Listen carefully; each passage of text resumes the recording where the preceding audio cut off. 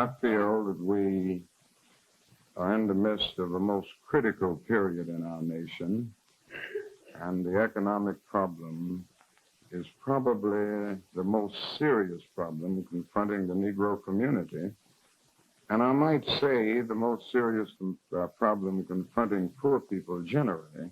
Fast forward decades later, and the racial wealth gap is still an issue, as the Federal Reserve pointed out in the 2019 survey of consumer finances. The survey defines wealth as the difference between families' gross assets and their liabilities. They looked at the median or typical household within different racial groups, as well as the mean or the average among households, citing the gap had not improved much over time. One form of wealth building is home ownership. This graph showing the significant difference in the percentage among white, black, and Hispanic homeowners. But even after buying that home, there is an uphill battle black homeowners face when trying to sell their property. Derek and Roshonda Ingram Harvey moved to Katy in June of 2021 looking for opportunity. Roshonda is an entrepreneur and interior decorator. Derek, a former first-round draft pick in the NFL where he played 4 seasons. He now owns a trucking company. I lived here before, went to college here. I really enjoyed it. And my husband wanted to start a business, so it was, an opportune time for us to move. So it was a great place for us to come. Cost of living was less than it was there, and obviously a lot of opportunity for his transportation business. So we decided this was a good move. They came from Prince George's County, Maryland, a suburb of Washington, D.C., Derek's hometown. In 2018, the couple built their dream home there. 5 bedrooms, 10,000 square feet, costing $1.1 million. 3 years later, when they decided to move to Texas, they say they got a rude awakening. You had a house on the market in Maryland. What was the list price for the house? $1.25. And what was the appraisal for the house? $1.19. How much money did you lose? About $60,000. The couple says they were stunned. All the hard work we put into the house, and for them to come back as low as they did was kind of like a slap in the face. We had a nice home. We knew that we felt we could make the money from it. And not only that, we hadn't been there long, but we made a lot of upgrades and had put more than $300,000 into the house. So why did the appraisal come in under asking price? Roshonda explains what happened when the appraiser, a white woman, came to their home. Our appraiser walked into the house and walked out within like 15 minutes. 15 minutes. She didn't even look at the house. Mind you, she had, they request the original appraisal, so she did review the original appraisal. However, there were spaces that we had finished in the house as well that weren't on the original appraisal, and I went through that with her, but she didn't even stay. She said it would take 2 hours, and she was there for 15 minutes. Why do you think she didn't stay longer? I think it was because we were black. The impression that I received, she was not rude to me, so I cannot say that she was rude, but I don't feel that she didn't believe that we had made the modification. So when we showed her all of our invoices and things like that, I almost feel that it was almost like, how did these black people afford to do these things? Or how did you guys get $1 million and blah, blah, blah, and you just bought this house, you've done all this work and you're about to sell it? The Harveys believe it wasn't just about them, but the makeup of the entire neighborhood. Prince George's County is predominantly black and is considered the wealthiest black county in the country. A major study indicates the Harveys may be right. Researchers at Freddie Mac, a government-owned corporation that buys mortgages, analyzed more than 12 million appraisals from 2015 to 2020 and concluded homes located in majority black, Latino, or Hispanic neighborhoods are significantly more likely to have appraisals submitted to Freddie Mac that are below the contract price when compared to homes in majority white neighborhoods. This was completely different. Then there's the story of Paul and Tanisha Tate Austin, a couple in California who sued their appraiser for lowballing the value of their home. The couple then did an experiment. They asked a white friend to pretend to own their home and hired another appraisal company to take a look. This time, the appraisal was nearly $500,000 higher. A judge recently said the couple's lawsuit can move forward. Here you are, successful, accomplished, you work hard, and it didn't matter. Nope. It did not matter. It was all about the color of our skin. And it makes you, like I said, it makes you feel like, why are we doing this? Like, is the American dream for me, or is it only for people who don't look like me? Because the reality of it is I pay my taxes just like everybody else does.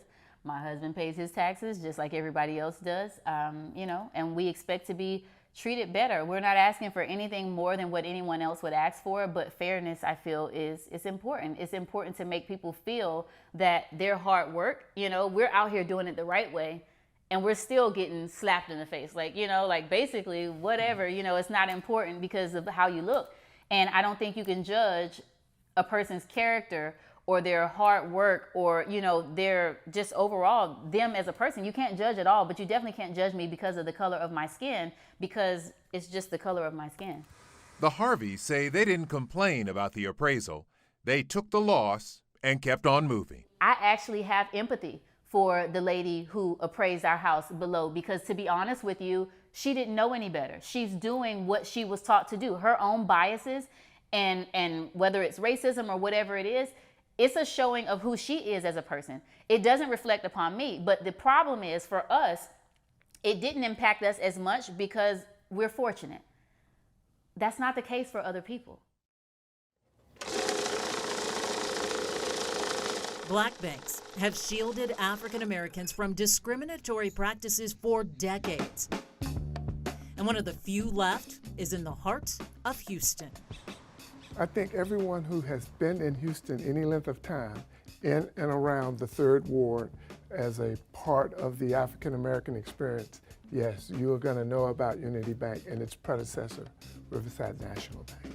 August 16th, 1963, Texas's first black-owned bank opened in the heart of Riverside Terrace. It was a momentous occasion. African American customers wrapped around the building, and by the close of the day had deposited $400,000 in checking and savings accounts. It was very difficult at that time for African Americans to establish banking relationships with the banks, all of whom were located in downtown Houston. So a group of African American businessmen and doctors formed a group with the intent of raising enough funds to create a bank. All the things that you need financial resources for were then now available to our community. The bank is a place where futures are decided based upon individuals, businesses having access to capital.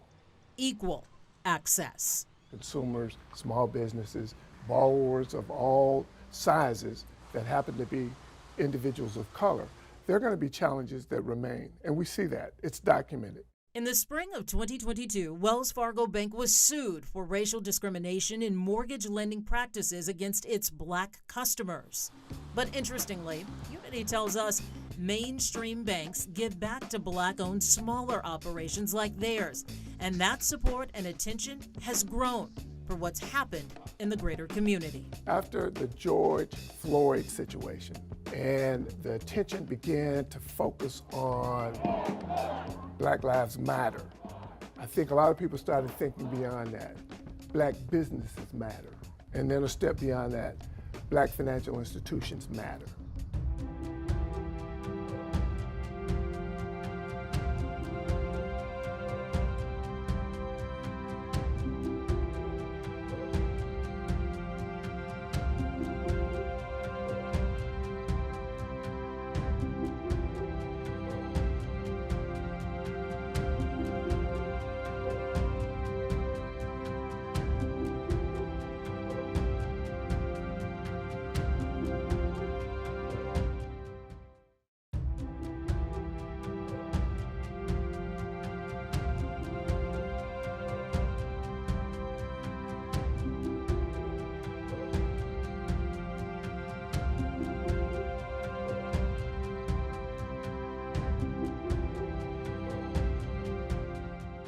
Despite the economic hurdles black people have faced, many have succeeded beyond their wildest dreams. We have excellent examples everywhere we look of African American entrepreneurs who have said, I am doing this, I can succeed, and they've done it.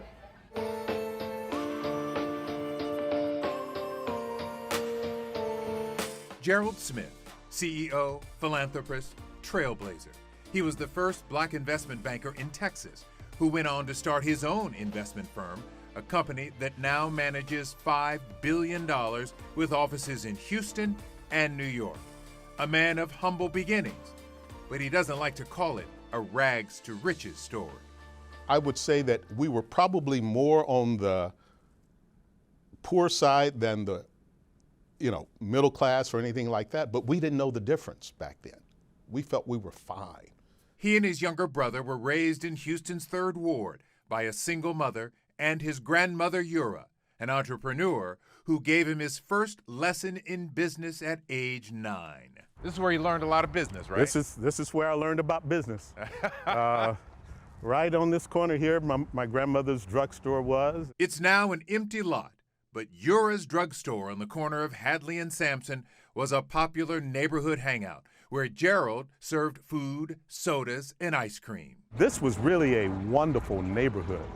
And, all the people in the neighborhood knew us because of my grandmother, and that's when the whole neighborhood back then would look out for you. Sure. It was really a tribe. Yeah. The old people would say, all right. I see you. I see you. I'm going to tell your grandmother. At age 12, he got his first paying job at a gas station. I worked there during the summer. I made $22 a week.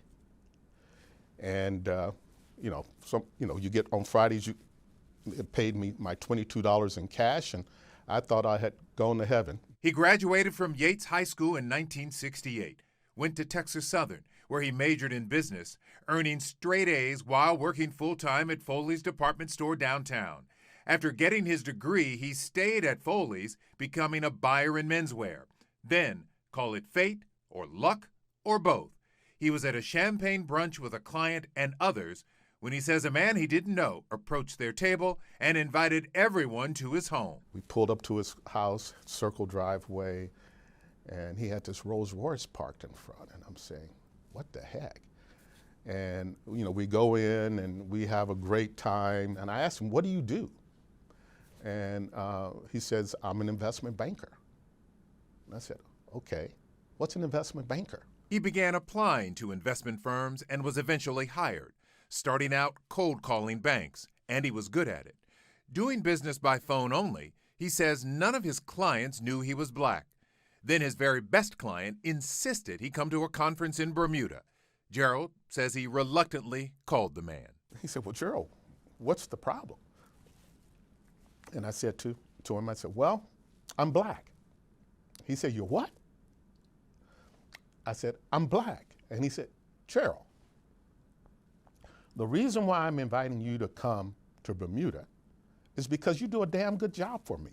So you get your on that plane and you come to Bermuda, okay?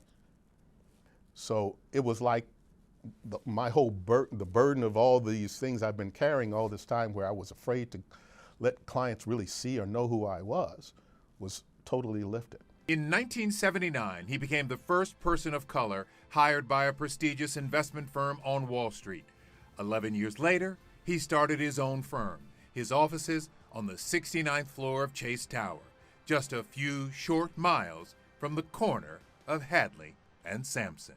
Did I ever think I would be able to be in a position where, I have, offices in Houston and in New York, second homes and art collections and, being able to do what, we've been blessed to have?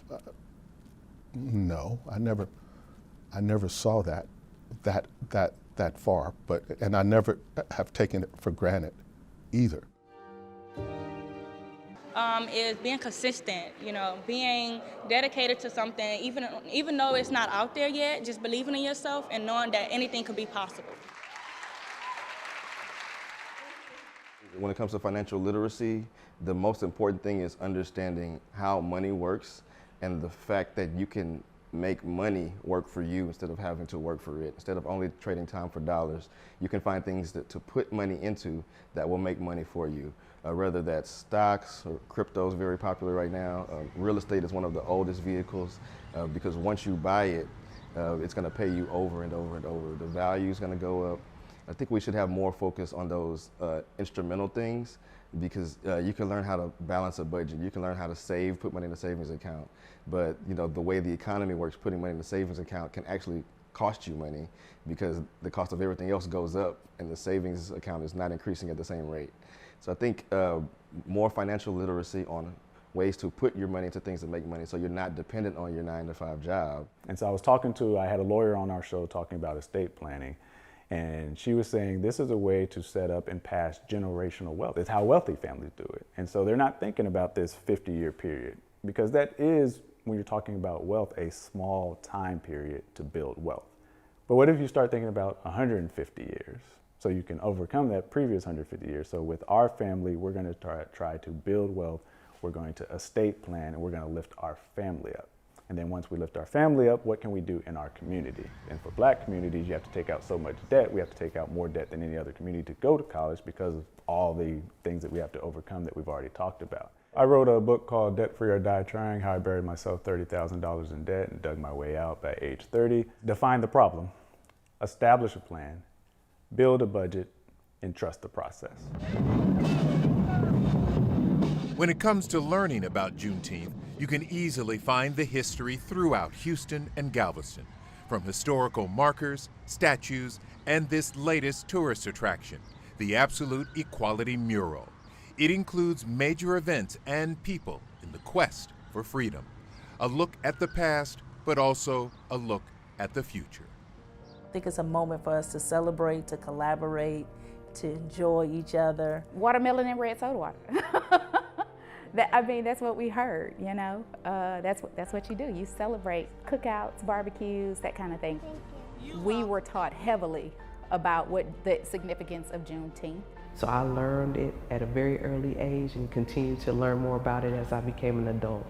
Today, because of the newfound popularity of Juneteenth, many more people are celebrating. The one thing that we have to be careful of is the commercialization of the holiday. Celebrate with a purpose and also educate yourself about the history of why you're actually celebrating this day. As you can see, the pursuit of economic equality is still ongoing. We've certainly come a long way, but still have a ways to go. In the end, it's up to all of us to continue educating one another, and that starts now.